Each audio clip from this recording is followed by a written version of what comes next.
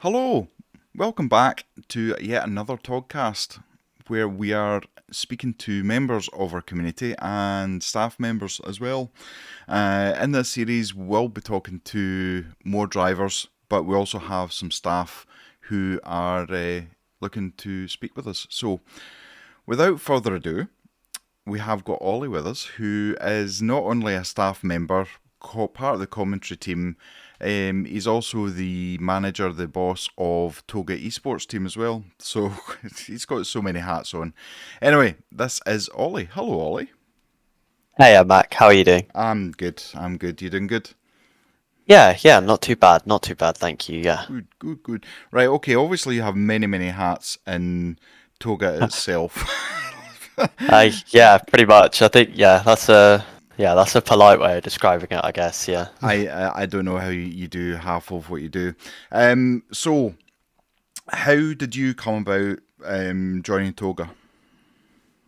So it was back in, must have been September or October of last year, Mm-hmm. um, during the 24-hour event, the 24 hours of Spa. Yeah. And I believe it was either you or possibly Hayden that was doing commentary on it at the time and Mm-hmm. said, I'm going to head off, the next 4 hours aren't going to be commentated on.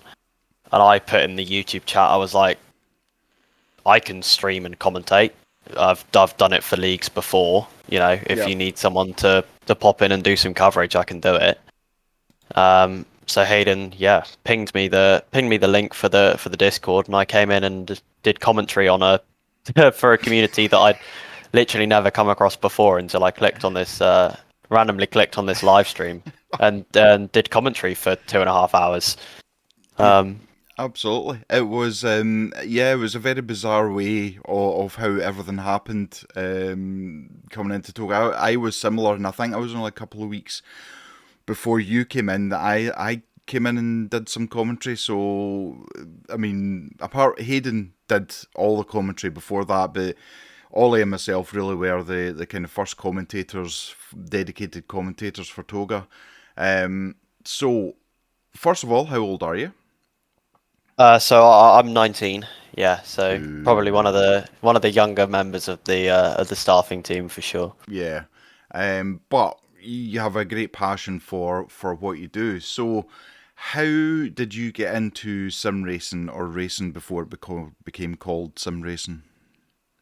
Um, so I guess my proper first kind of introduction to sim racing would have been back on the Need for Speed games on Mm. my dad's Xbox 360 Uh-huh. when I was young, kind of probably 6 or 7. Just there's always been I think there's always been a thing for me about Mm-hmm. going fast. I Yep. enjoy it. It's a fun thing to do. It requires a lot of concentration, which is good for my brain and Yep. how I'm wired. Mm-hmm. Um, I think, yeah, the Need for Speed games definitely is what opened the door to sim racing for me. Yeah. Especially, I remember one of the games that I've played the most, and it was on when I had my Xbox One, before I moved on to my PC, was Need for Speed Most Wanted, the like Oh. police chase Yep. one. Mm-hmm. Loved that game. I had hundreds of hours on that game. I'd unlocked every car. I'd upgraded them all the way. I loved that game to pieces. It was absolutely one of my favorites. Yeah. Um, and then I started looking around. I picked up like F1 2016 from like a local used game store near me. Mm-hmm. Plugged it in for the first time. Was on a controller. Found it horrific because F1 2016 was horrific. It was one of the worst games of the franchise. That's just undeniable. Yep. Um, so left it alone for about a year and a half. Picked up F1 2019, and really enjoyed it. And then and then decided that I wanted to move on to PC. So I had my setup already. I used to Mm-hmm. run on like the stands where it's just like the wheel and the pedals, and I Yes. used to pull up like this old armchair Mm-hmm. to my stand to race on. Um, and I wasn't even part of like any leagues. It was just Mm-hmm. like me and the AI, and Yep. just like learning how to drive. Mm-hmm. Um, and Ah. yeah, then I moved on to a proper rig, Mm-hmm. but was still on the Xbox, and Yep. then finally got a PC in the just before we all got sent home for 6 months. Oh yeah. Yep. So yeah, had a lot of time to just basically sim race all day whilst I didn't do any of my GCSE work, which annoyed my parents immensely. You might need to explain why specifically. I know why, but for people who are listening to this. My parents are both. My dad's a head teacher and my mum's deputy head. So, so when they came home and found out that I had, when we got to the end of lockdown and they found out I had done pretty much none of my Spanish GCSE work for the entirety of that 6 month period, they were a little bit annoyed. I still came out with like a 7, which is an A though. So like, does it really matter, right? Exactly. I know. Unless you're going to be an interpreter or you're going to move to Spain, it's not Oh something. God, no! I haven't spoken a word of the language since then. So you have obviously, excuse me, kind of touched on the you're into the rig and things like that. What specifically equipment wise do you use when you are racing? So at the moment I'm running on a Thrustmaster TX servo base. It's a bit old, needs an update really. The belt is starting to give a little bit. Yeah. I use the Ferrari 2011 replica F1 wheel, not the SF1000. Yeah. I wish, but that thing's like $1,000. I Yeah. don't have the money for that. No. And at the moment I'm running on the I want to say TCPM wheel pedals. They're they got the magnetic travel sensors rather than potentiometers. Yeah. So they're far more accurate. Yeah. And it also means you don't have to take them out in WD-40, the potentiometers, every 2 years because they start bugging out like they do on G29s and stuff. Absolutely.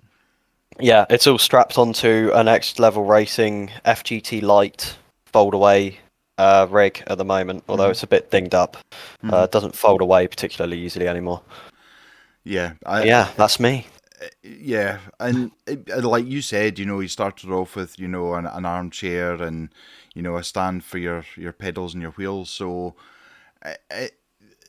I'm assuming the upgrades have made you feel more confident about being able to race. Being within a rig of sorts, and your wheel and your pedals and things like that. Yeah, I think to a certain extent you can be incredibly fast on any equipment that you dedicate time to. Yep. Like there are guys who I used to race against in F1 leagues who were half a second a lap faster than me on a used G29 that looked like it had lived through like the Second World War. Like that thing, they were dinged up, like they had fans strapped to the side to keep it cool and stuff. It was like, I've seen some crazy things. But if you've put hundreds of hours into driving with it and learn how to drive around those floors, you can still be equally as fast. Yep. Absolutely.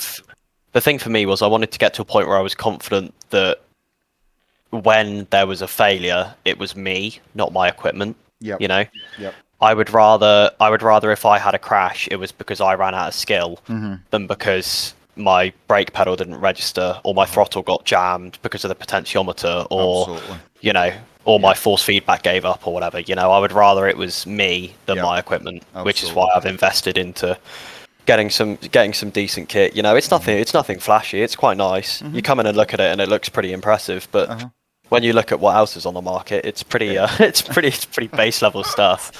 Yeah, it's a dangerous thing though, looking at the market and going, look at all this that I could buy, and then you go down a whole rabbit hole of spending a lot of money. Yeah, it absolutely is. You can.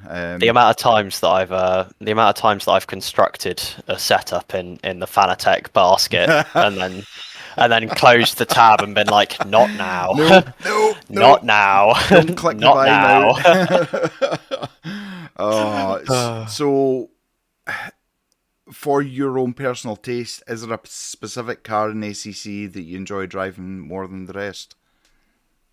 I think across the game patches, it's changed for me. When I first started really taking ACC seriously, I was in love with the NSX Evo. The Honda was my car of choice for a long time. I was really competitive in that car. Yeah. Then it got horrifically nerfed all the way through 1.7 and 1.8. Yep.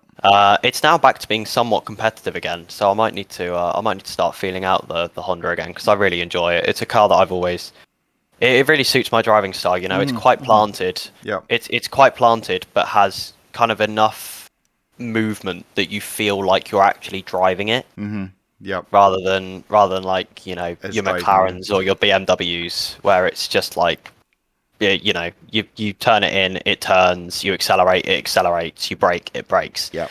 Like those cars don't give enough of a driving experience for me.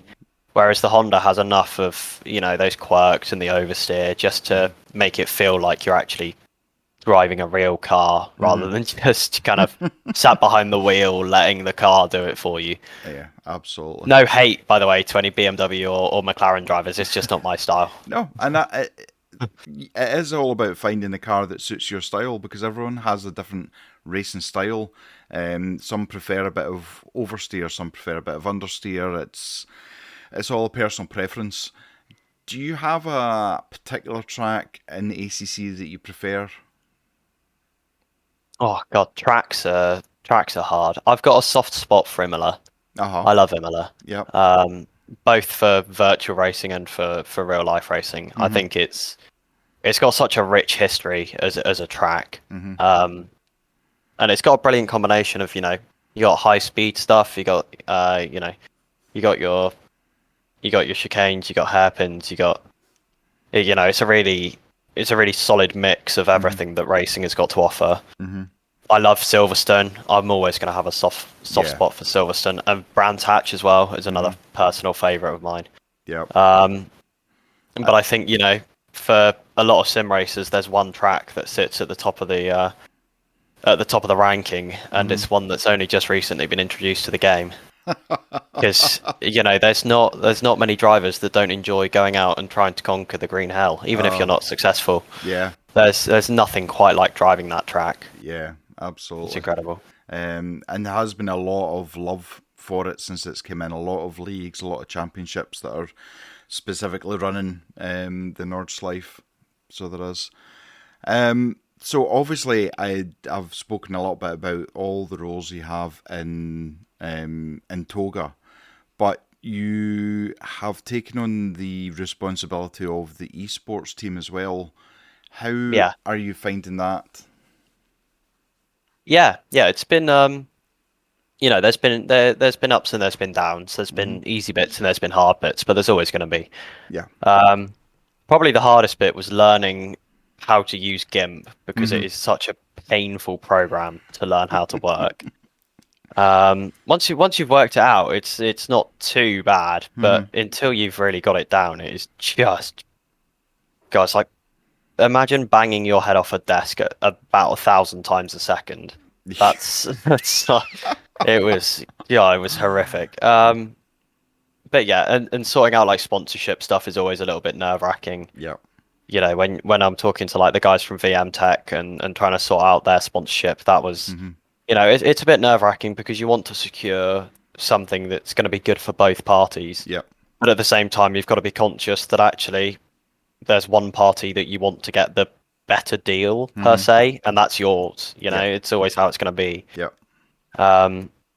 But I mean, you have. But yeah, it's been good. You've done almost everything yourself. When you talk about GIMP, you've done all the liveries yourself. You've arranged car and driver combinations. You've done a lot of things kind of solo for this, in preparation for all the different things. Obviously, I'm part of it, and obviously there's a lot of TOGA drivers who are part of the esports team. What would be your vision over the next, say, year for the esports team?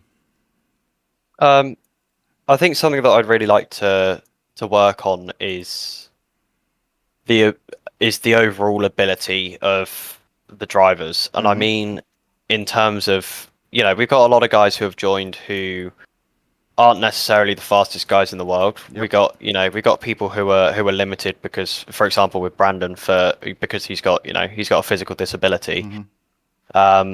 it's those guys who I want to become. I want them to feel that they're able to go out and compete with the team, Yep. rather than just drive for the team. Yep.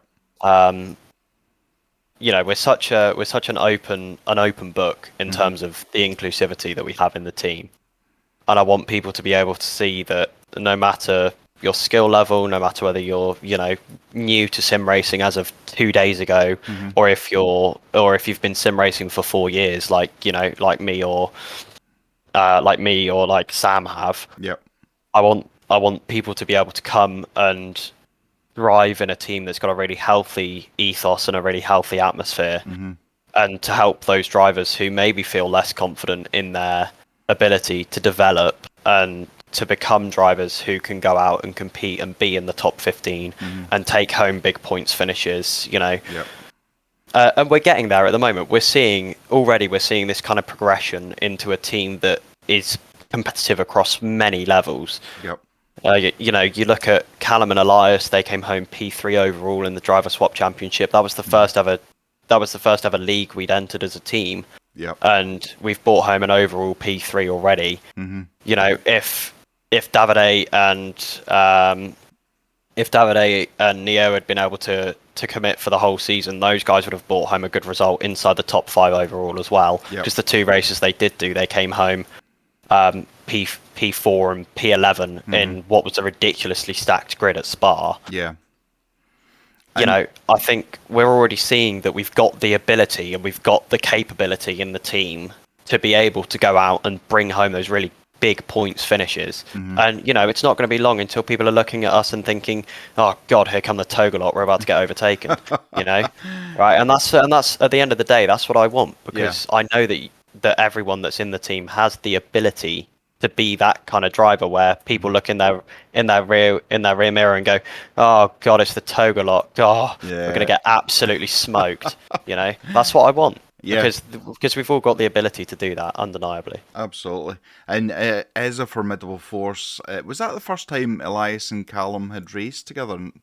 Yeah, it's the first time those two had ever driven in the same car. Yeah. And you know, first time Callum had ever driven the McLaren as well. Wow, that's mighty impressive, and it shows his skill level where he can adapt to a different car. And Samuel as well. He ended up racing in the Aston Martin for the last race and had never driven it before. So yeah, it's full of, as you say, different levels of skill, but all supporting each other to try and improve the team as well. So is that something you've always had a passion for, or is that something that you've liked? Because obviously your Discord picture was Christian Horner.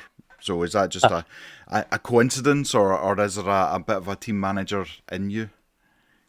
I mean, I've been in previous F1 leagues where there's been like team principal system.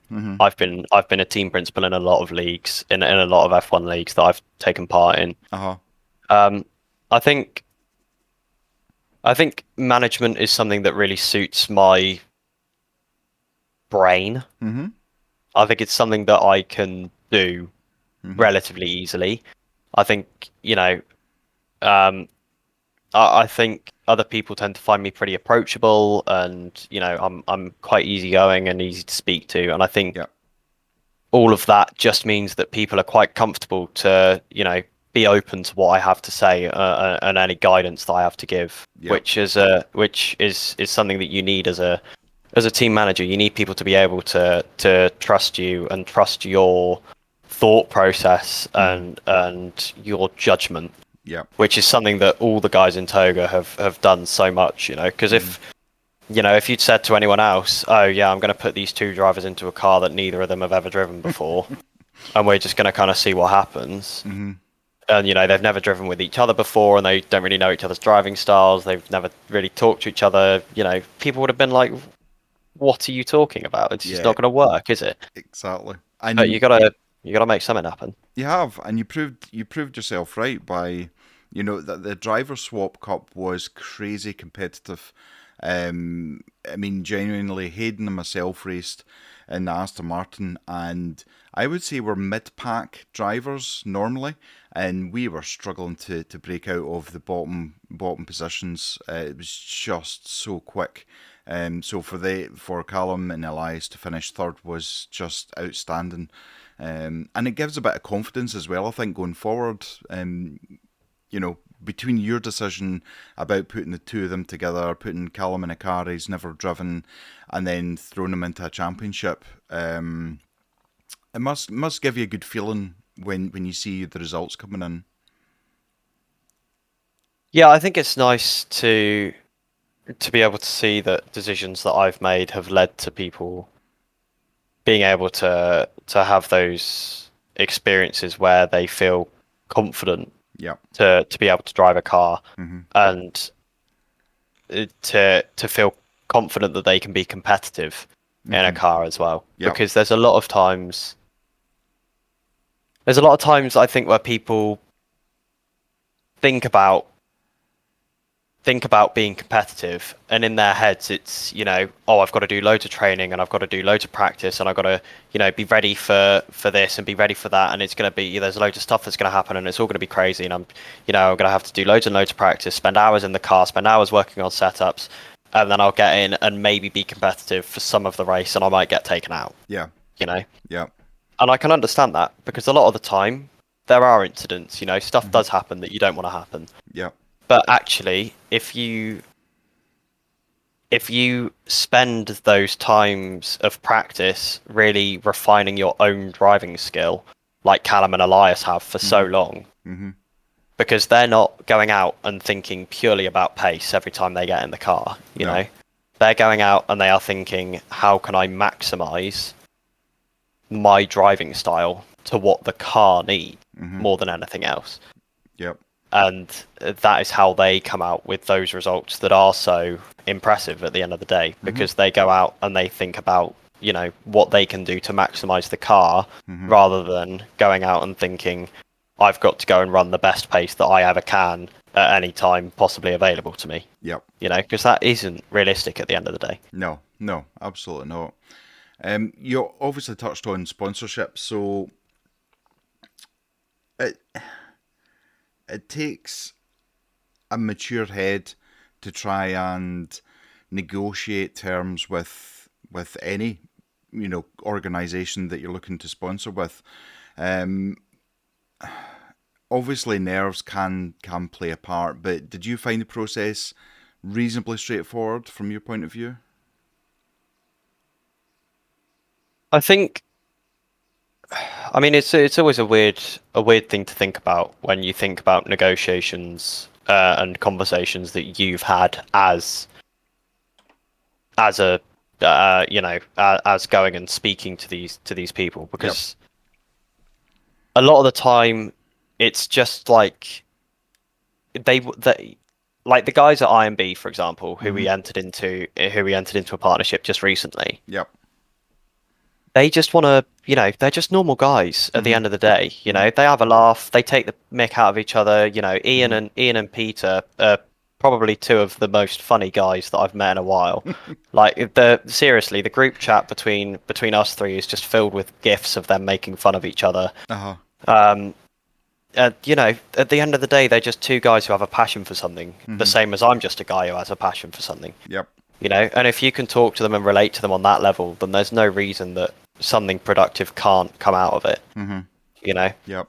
And I think we both went into it on relatively equal terms. I think they realised, they've obviously known the TOGA lot for a long time. Yeah. They've worked with Hayden before on prizes and giveaways for TOGA events. Yep. They regularly come and watch the live streams. I think they knew that I wasn't going to go in there to try and take something off of them that they weren't expecting me to. Yep. The same as I knew that when I went in there, they weren't going to try and, shortchange me in what they were able to offer. And I think just that basic level of trust makes it really easy to talk to people. Absolutely.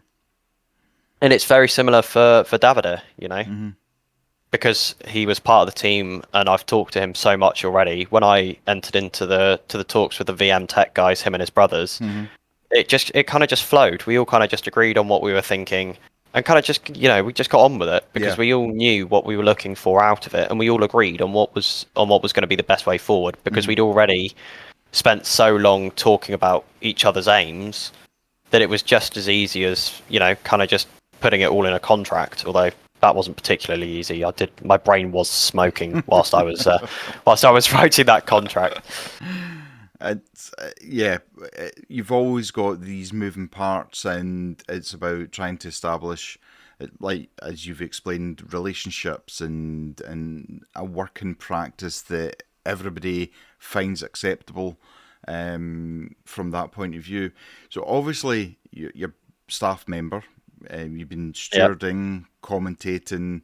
You're now the Here manager. comes the list. Yeah. Yeah. So, Uh, I mean, how do you juggle all of the roles that you have? I mean, obviously, the benefit for me at the moment is that I'm not in any form of education. Mm-hmm. So I have got more free time on my hands than, if you were to talk to like Hayden Yep. or someone. I've just got more free time on my hands naturally. Mm-hmm. Because of the fact, yeah, I'm not in education. I regularly, I mean, I have a job, but I don't Mm-hmm. regularly work more than kind of 20, 24 hours a week. Yep.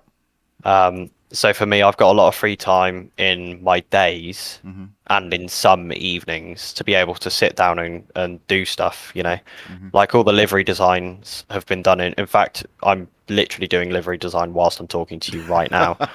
Um, it's just stuff that can be done in my free time, and Mm-hmm. but because it's stuff that I love, it's something that feels productive to do in my free time. Yep. Like it's not like I sit down and go, oh God, now I have to design liveries for the bloomin' Toga lot. Mm-hmm. It's like something that I'm willing and happy to do. Yep. And finding the time for such a brilliant group of people is never particularly difficult. Mm-hmm. I have so much time for everyone who's involved in Toga. Be it Hayden or Dexter or you Mm-hmm. or Zeta or any of the Toga esports lot. I've got so much time for Mm-hmm. all of you guys that it's never particularly difficult to find a slot to Mm-hmm. talk to someone or collaborate with someone Yep. or get together and talk about a new project or whatnot. Mm-hmm. There's always time for those things to happen. No, absolutely. Well, I have to say thank you very much. I mean, I think everyone has either seen you in Discord or commentating or um, whatever it is that you've been doing. But hopefully, this gives them a bit more insight into yourself, into what goes on in your brain. And I dare say in the future there'll probably be another one coming out. But for the moment, thank you very much, Ollie, for your time. Yeah, thanks a lot. Have a good rest of your day, Mac. Thanks, you too. Bye See you in a bye. bit. Bye.